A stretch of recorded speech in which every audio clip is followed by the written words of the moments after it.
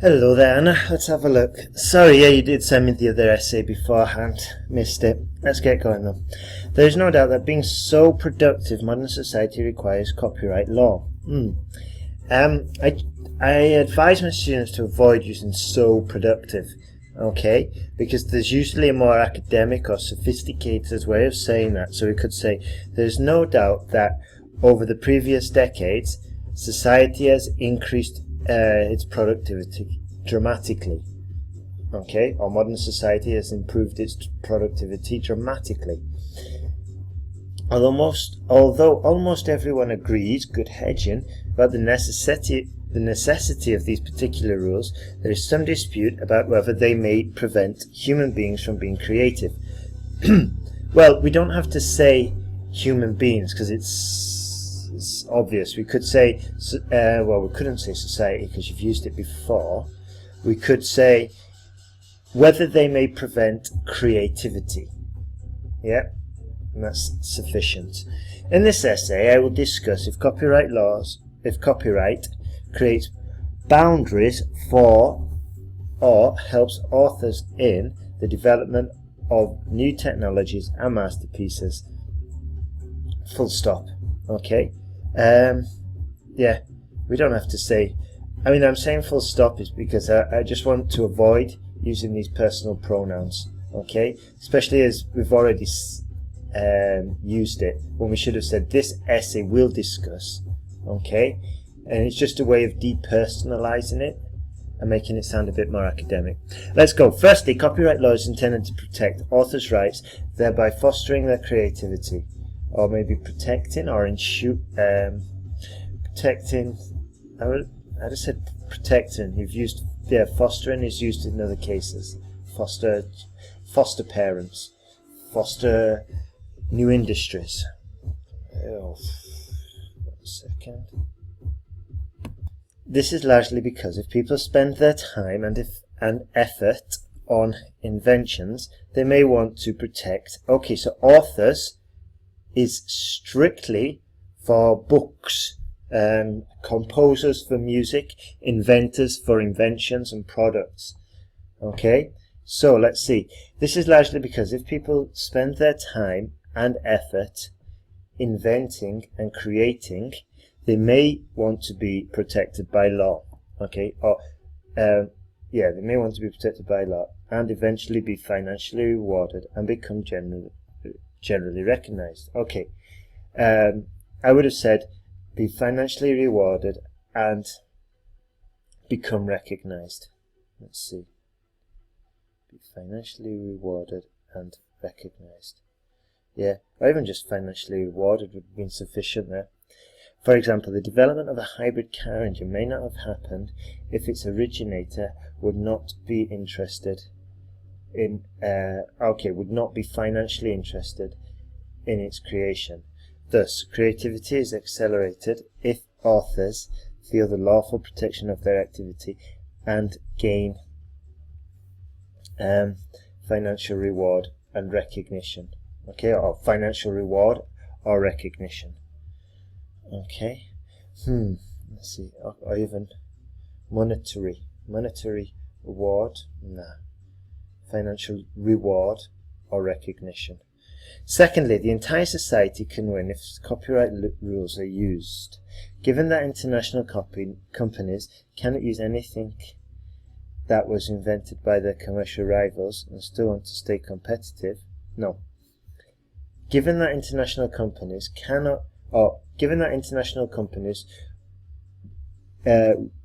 want to remain competitive and cannot use anything that was invented by their commercial rivals, they have to promote their own technologies. Okay, or they have to fund their own technologies, which in turn facilitates world progress. Not bad. For instance, Apple and Samsung are forced. Okay, we know the companies, so we can just say Apple and Samsung are forced to create new applications and designs to attract their customers. Therefore, copyright laws promotes new technologies and facilitates the entire society to become more productive. Okay, yeah, or we could say Therefore, copyright law stimulates rivalries, promotes further investment, promotes further investment, and practically benefits the whole of society through new and original products. Yeah, you could say something like that. To conclude, I do accept that some drawbacks of copyright law may be found. I hold the opinion, however, that these rules are intended to create a safer environment for authors and inventors, composers, etc., to be more creative, thereby accelerating technological progress and promoting artistic diversity would be better. Okay, Anna, good work there. Okay, good. This might sound a bit cruel, but I'm glad you found it difficult because we've discovered an area that could be a potential weak spot come exam day. So if I were you, Anna, I would start reading about democracy and getting familiar with it, and even checking the sentence guide and looking for democracy questions, and just practice answering them, practice getting ideas. Okay, let's go. Democracy is the most popular form of government that is used by the majority of states nowadays. Okay, so if it's used by the majority, it's the most popular. So that's redundancy. Okay, that's redundant. So democracy is the most popular form of government in the West nowadays, or I don't know, in the Western world nowadays, or in the Northern Hemisphere, or whatever. Okay, although some people believe that this method of governance has its drawbacks and may disappear soon, there are also some grounds to argue that within the democratic system, people are unable to keep their leaders under control. Okay, what you said is okay, but I used the negative form of the verb, so I'm saying the same with less words, which makes our essays more succinct. Okay, while these are interesting proposals and some have merits, and have some merits as well, my personal view is that democracy is still the best way of governance, and the general population is still in charge of their own countries. Full stop. Okay, don't need that at the end in case of democracy. It's grammatically incorrect and it's surplus to requirement as well. Okay, the rest was really good though, really good. Yep, well constructed. The principal reason for you could say here, the principal reason for one's objection to democracy, or to the opinion that democracy could disappear, is that it is still the most popular form of government which fulfills the main interests of the majority. Not bad, but we could have said this in a lot more succinct way. We could have said, let's see, we said, yeah, the principal reason, the principal argument for the disappearance of democracy, let's see now, it doesn't make any sense. Okay, 1 second, just pause and have a read.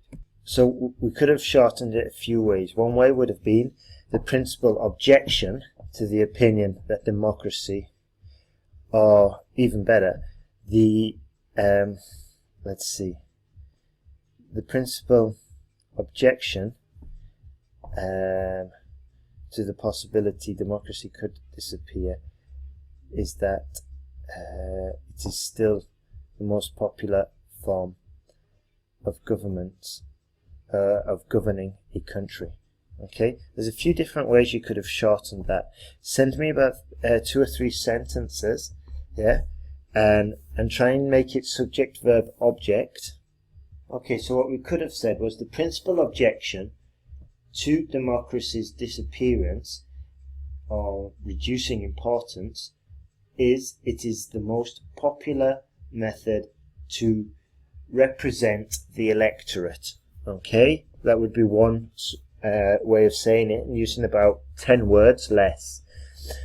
So let's see. Despite drawbacks, it could become less popular if more perfect systems of government are developed. Here we could say, yeah, like, I mean, what you've said is grammatically okay, but it seems there's just so many words that don't carry any content. Okay, so let's see, we could say, despite drawbacks, it could only be surpassed by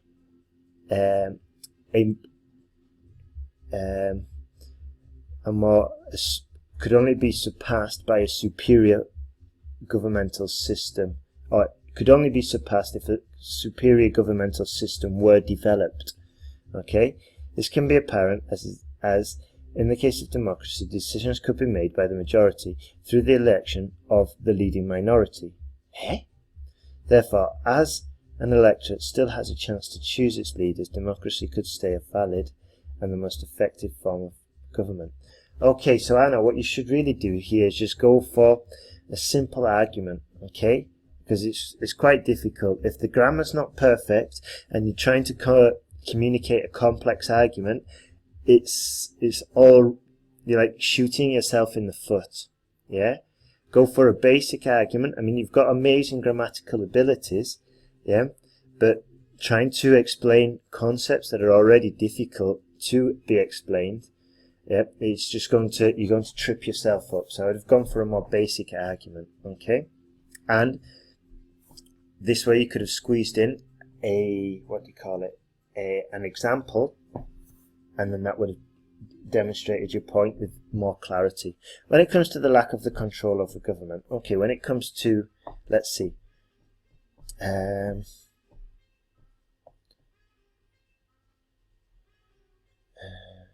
okay, I guess that's all right. When it comes to when it comes to the lack of control over government, it might be a problem for some countries.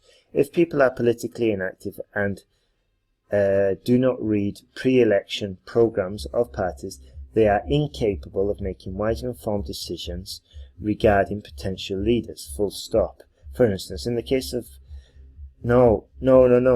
Look at the YouTube video I sent about examples, okay? And we don't write examples like this. We say, take Poland, for example.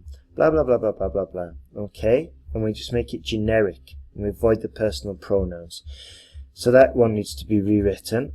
Thus, we may lose control over our governments. Okay, personal pronouns again. Let's try and not do this. And let's try and avoid negative constructions as well.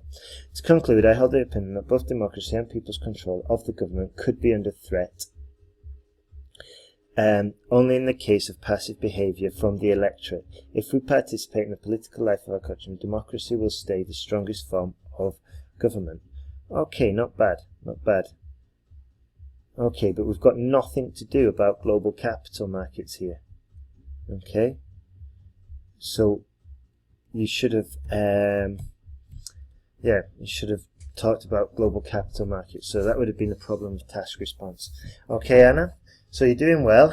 Just need to keep pushing on and implement all those changes, and also send me a list of the errors, not just the grammar ones, but advice I've been giving you about being succinct, avoiding negative constructions and the rest of it. Okay, good work.